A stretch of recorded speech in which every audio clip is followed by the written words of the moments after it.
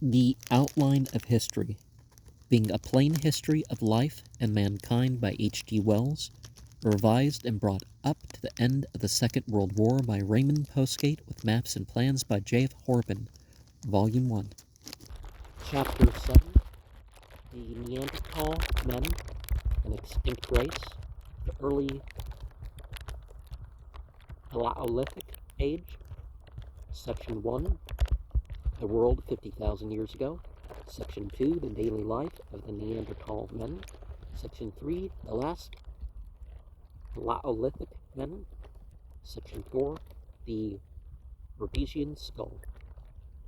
Section 1. In the time of the Third Interglacial Period, the outline of Europe and Western Asia was very different from what it is today. Geologists are able to mark out broad lines of the differences. We give a map of their conclusions. Vast areas to the west and northwest, which are now under the Atlantic waters, were then dry land. The Irish Sea and the North Sea were river valleys. Over these northern areas, there spread and receded and spread again a great ice cap, such as covers central Greenland today. This vast ice cap, which covered both polar regions of the Earth, withdrew huge masses of water from the ocean, and the sea level consequently fell, exposing great areas of land that are now submerged again. The Mediterranean area was probably a great valley below the general sea level, containing two inland seas cut off from the general ocean. The climate of this Mediterranean basin was perhaps cold temperate, and the region of the Sahara to the south was not then a desert of baked rock and blown sand, but a well-watered and fertile country. Between the ice sheets to the north and the Alps and Mediterranean Valley to the south stretched a bleak wilderness whose climate changed from harshness to a mild kindliness and then hardened again for the Fourth Glacial Age. Across this wilderness, which is now the Great Plain of Europe, wandered a various fauna. At first, there were hippopotami, rhinoceroses, mammoths, and elephants. The saber-toothed tiger was diminishing towards extinction. Then, as the air chilled, the hippopotamus and then other warmth-loving creatures ceased to come so far north, and the saber-toothed tiger disappeared altogether. The woolly mammoth, the woolly rhinoceros, the musk ox, the bison, the aurochs, and the reindeer became prevalent, and the temperate vegetation gave place to plants of a more arctic type. The glaciers spread southward to the maximum of the Fourth Glacial Age about 50,000 years ago, and then receded again. The so-called flash frozen bodies that they found of woolly mammoths and all that stuff, well, some were caught in landslides. They're not spaced out to match some polar shift or whatnot speculations, because I don't really think there's enough evidence for it to be actually considered a theory. Maybe a hypothesis,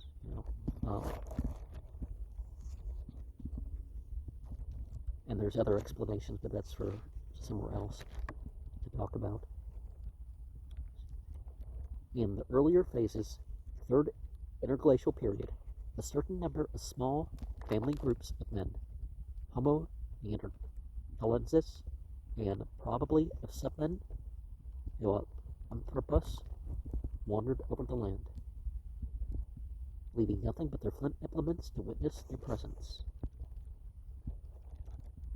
And now we might actually do different than Fourth Glacial Age, 50,000 years ago and stuff like this, because if we're saying when humans were around, we know humans go far back further. And we know there's been more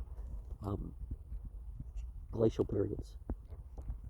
There may have been other implement-making species, of whom at present we have no more than a suspicion. They probably use a multitude and variety of wooden implements also. They had probably learnt much about the shapes of objects and the use of different shapes from wood knowledge which they afterwards applied to stone, but none of this wooden material has survived. We can only speculate about its forms and uses. As the weather hardened to its maximum of severity, the Neanderthal men, already, it would seem, acquainted with the use of fire, began to seek shelter under rock ledges and in caves, and so leave remains behind them. Hitherto, they had been accustomed to squat in the open about the fire and near their water supply, but they were sufficiently intelligent to adapt themselves to the new and harder conditions. As for the men, they seem to have succumbed to the stresses of this fourth glacial age altogether. The rudest implements presently disappear. Not merely man was taken to the caves. This period also had a cave lion, a cave bear, and a cave hyena.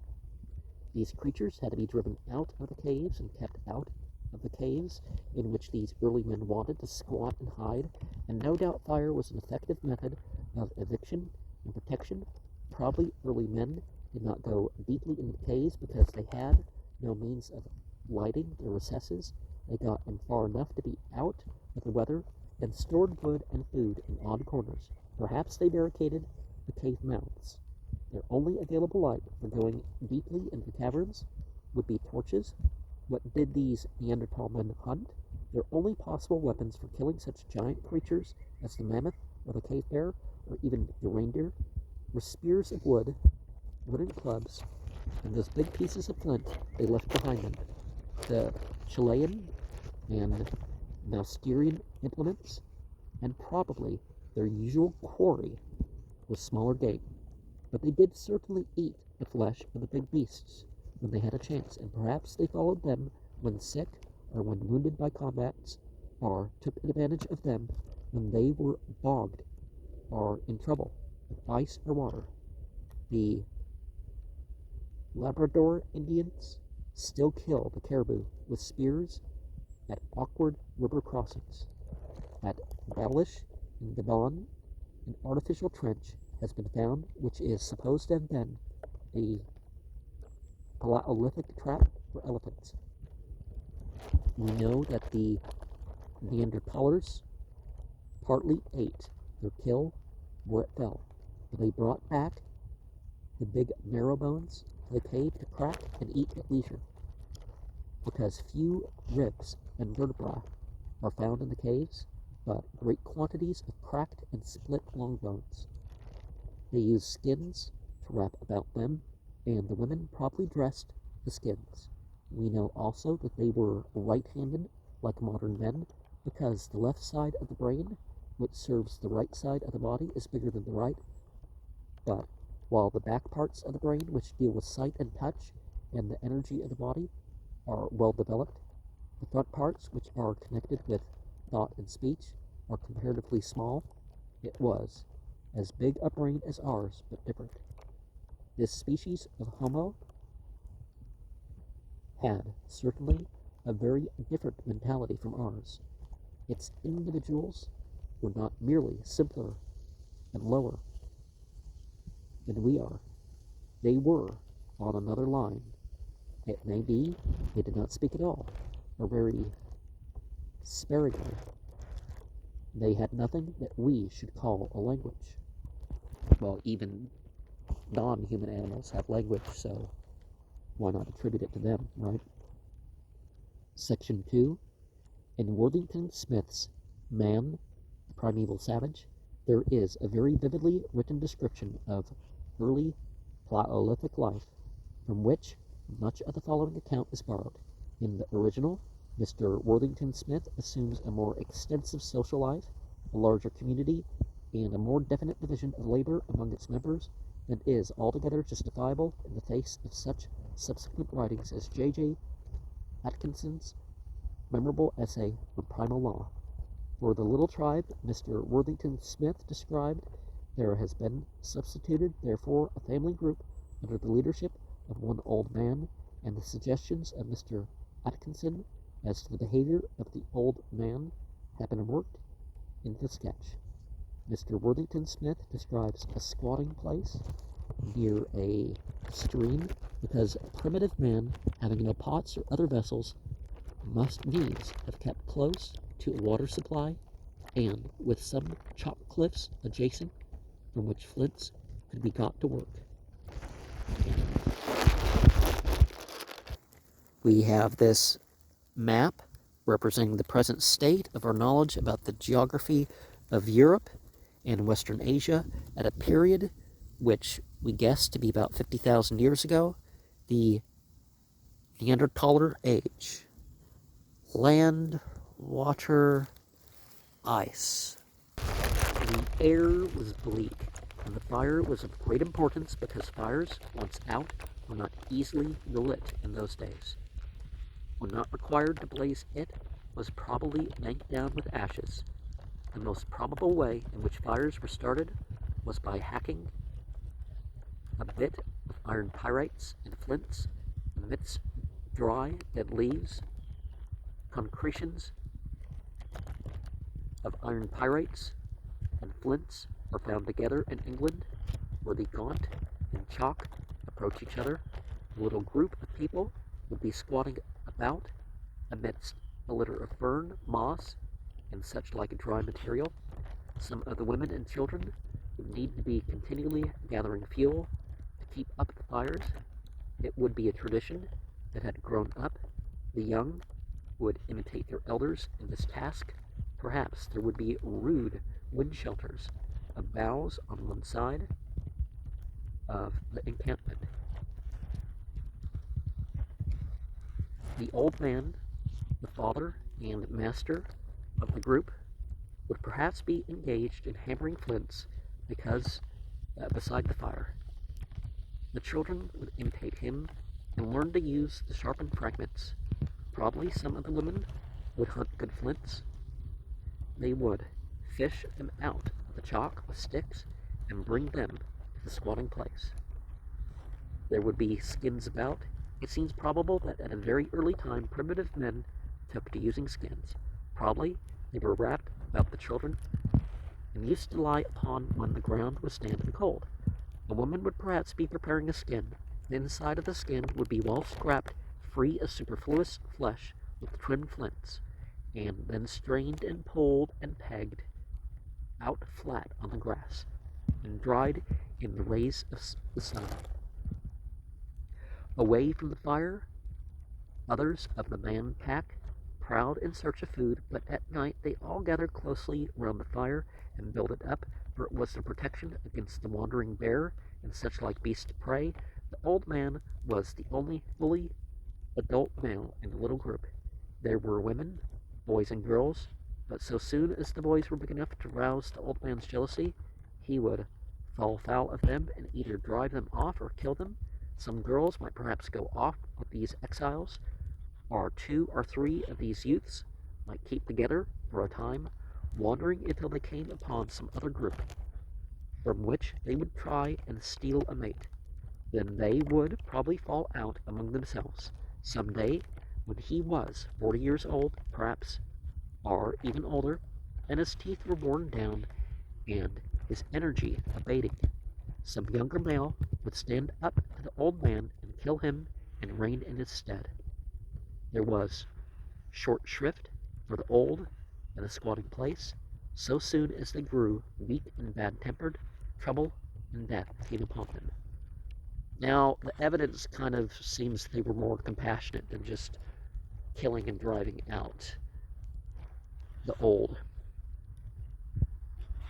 What did they eat at the squatting place? Primeval man is commonly described as a hunter of the great hairy mammoth, of the bear and the lion, but it is in the highest degree improbable that the human savage ever hunted animals much larger than the hare, the rabbit, and the rat. At least is a common thing, right? Early people for probably a couple million years were hunting lions, but only when the lions were causing problems for the human encampment. If they stayed away, then they didn't go after them. Man was probably the hunted rather than the hunter. The primeval savage was both herbivorous and carnivorous. He had for food hazelnuts, beech nuts, sweet chestnuts, earth nuts, and acorns. He had crab apples, wild pears, wild cherries, wild gooseberries, molasses, sorbs, sloes, blackberries, yewberries, hips, and haws, watercress, fungi, the larger and softer leaf buds, the nostoc, is a vegetable substance called fallen stars by country folk, the fleshy, juicy asparagus, like rhizomes, are subterranean stems of the labiata, like plants, as well as other delicacies of the vegetable kingdom. He had birds' eggs, young birds, and the honey and honeycomb of wild bees. He had newts, snails, and frogs. The two latter delicacies are still highly esteemed in Normandy and Brittany. He had fish, dead and alive, and freshwater mussel. He could easily catch fish with his hands and paddle and dive for and trap them. By the seaside, he would have fish, mollusca, and seaweed. He would have many of the larger birds and smaller mammals, which he could easily secure by throwing stones and sticks or by setting simple snares. He would have the snake, the slow worm, and the crayfish. He would have various grubs and insects, the large larvae of beetles, and various caterpillars. You got to know which fish and frogs and insects and stuff you can eat. The taste for caterpillars still survives in China, where they are sold in dried bundles in the markets. A chief and highly nourishing object of food would doubtlessly be bones smashed up into a stiff and gritty paste. While the waters were held up in the polar ice caps, the sea level was low enough to enable Paleolithic man to reach Tasmania, so Australia and the Western Pacific in the glacial age, the 100-fathom line as coastline, and it was easier to do coastal farming. A fact of great importance is this: primeval man would not be particular about having his flesh food over fresh. He would constantly find it in a dead state, and if semi-putrid, he would relish it nonetheless. The taste for high or half-putrid game still survives. A lot of the people in the aging the meat, the point of it not being safe, well, it's probably safe, but if driven by hunger and hard-pressed, he would perhaps sometimes eat his weaker companions or unhealthy children who happened to be feeble or unsightly or burdensome. The larger animals, in a weak or dying state, would no doubt be much sought for. When these were not forthcoming, dead and half-rotten examples would be made to suffice. The beasts of prey, and even, the dogs and the pigs, it's important not to share food directly with them. Cut off the piece that they've chewed on and let them have that, and then have your own. Well, pigs aren't really good hunting animals, but you know what I mean. An unpleasant odor would not be objected to. It is not objected to now in many continental hotels, especially those stinky cheeses and all that, The savages sat huddled close together around their fire, with fruits, bones, and half-putrid flesh. We can imagine the old man and his women twitching the skin of their shoulders, brows, and muzzles as they were annoyed or bitten by flies or other insects. We can imagine the large human nostrils, indicative of keen scent, giving rapidly repeated sniffs at the foul meat before it was consumed. The bad odor of the meat and the various other disgusting odors belonging to a haunt of savages being not in the least disapproved. Well, humans have worked towards just as foul things today, right? Man at that time was not a degraded animal, for he had never been higher. He was therefore an exalted animal, and low as we esteem him now, yet he represented the highest stage of development of the animal kingdom at his time. Now, what exists is basically equally evolved. So that part of things has been withdrawn. And the difference with human is not the animal as much as it is the soul aspect, the thing that incarnates rather than the incarnation form. That is, at least, an acceptable sketch of a Neanderthal squatting place. But before extinction overtook them, even the Neanderthalers learned much and went far. Whatever the old Paleolithic men did with their dead, there is reason to suppose that the latter Homo neanderthalis buried some individuals, at least with respect and ceremony.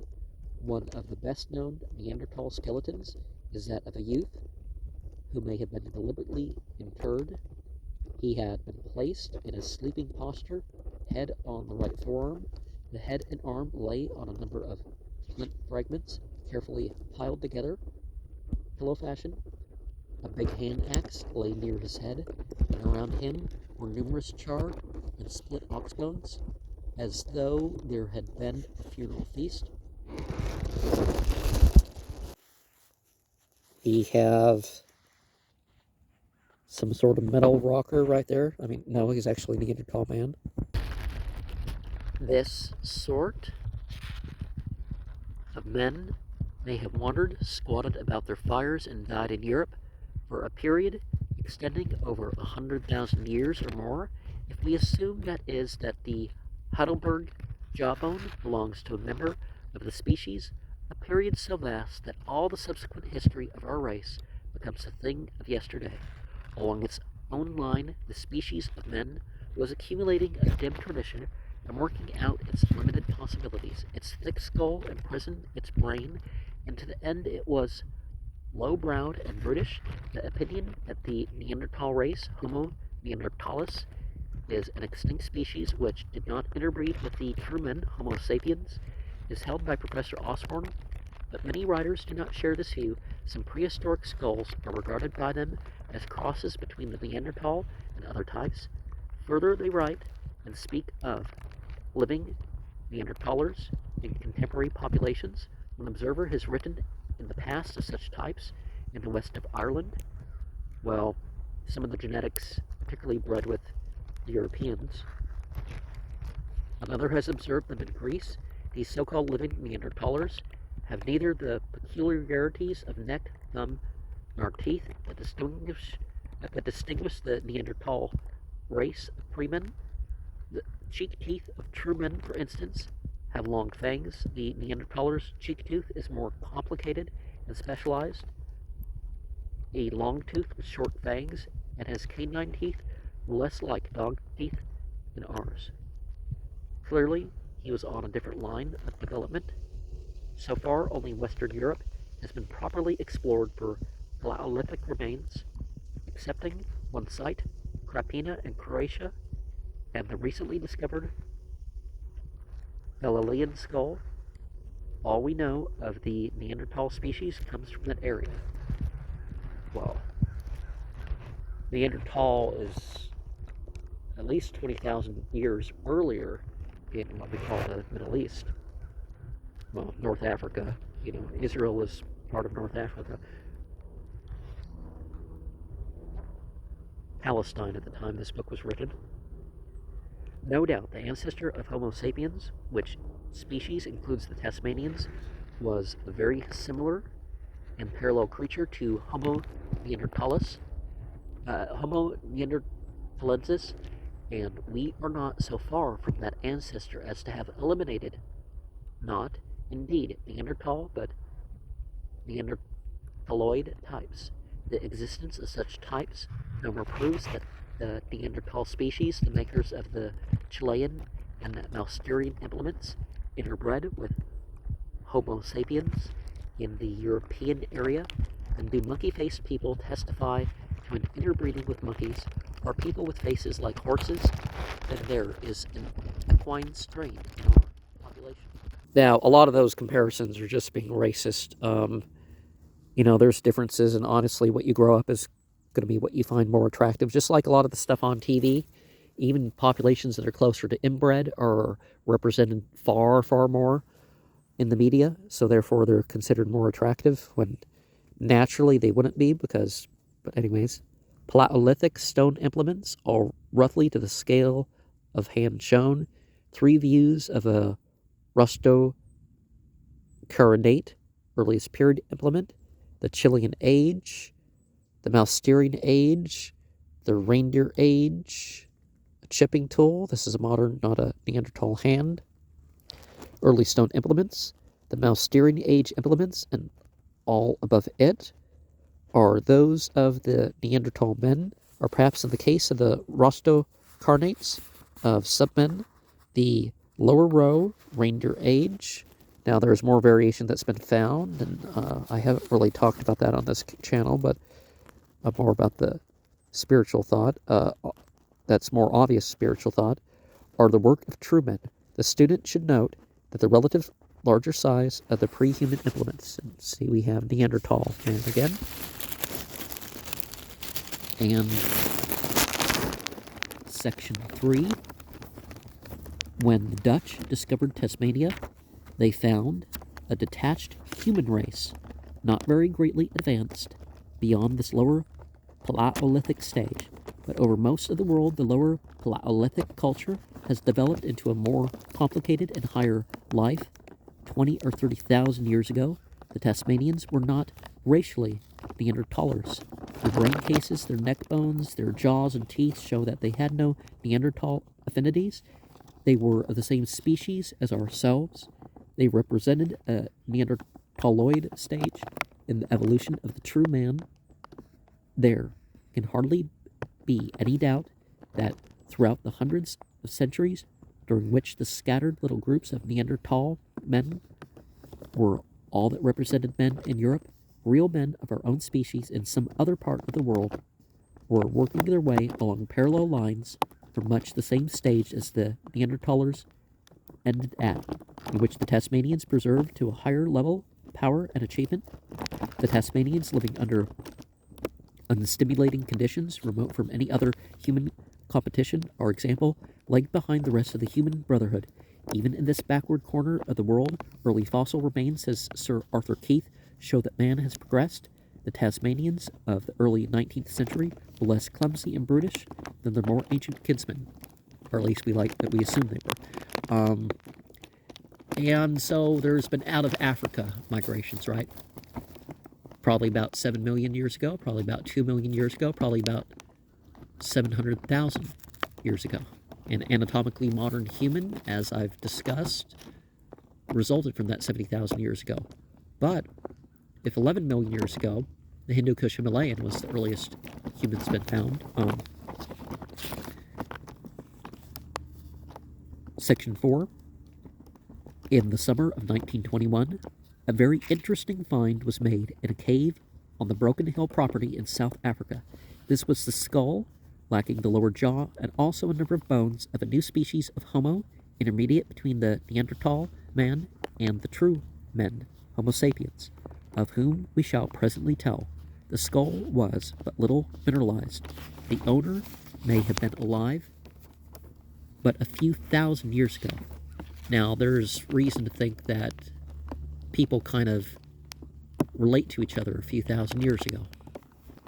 But actually about 40,000 years ago seems to be everybody. Even, even the ones in Australia connect to those ones. The stratigraphy of this region remains vague. The Rhodesian man may have hunted the human apes of the Taungs type. This newly discovered creature, Homo rhodesiensis, the Rhodesian caveman, while showing some resemblances to Neanderthal man in certain features, had, so far as these remains show, none of the special characteristics of a Neanderthaler. Its brain case, neck, teeth, and limbs were quite in the human line. We know nothing of its hands, but the size of the upper jaw and its articular surfaces indicate a lower jaw of more than Heidelberg massiveness, and there are ape-like brow ridges that rival the Neanderthalers. The creature seems to have been an almost human being with an apish type of face. It may have survived to the human period and have been contemporary with true men in South Africa.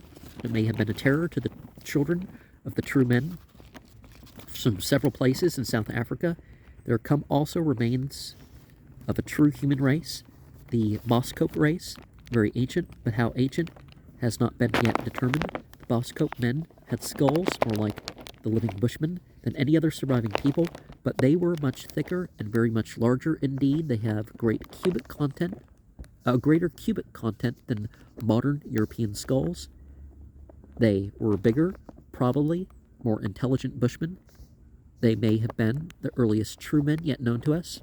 Now, the modern humans that have the biggest skulls have far more air capacity, so it cools their brain. Skulls found at Wonjak in Java shortly before the Kemperpus, and probably of the Pleistocene age, appear to bridge the gap between Rhodesian man and the Australian Aborigines, while the Taugai skull found in Pleistocene deposits in Queensland represent an ancestral asteroid type, differing from the modern Aboriginal chiefly in the greater size of the jaw. And we see a possible outline of Europe and Western Asia in the latter Paleolithic age, 35,000 to 25,000 years ago. Present-day coastland, water, high land, very high mountains, glacial conditions receding, steppes, forests advancing.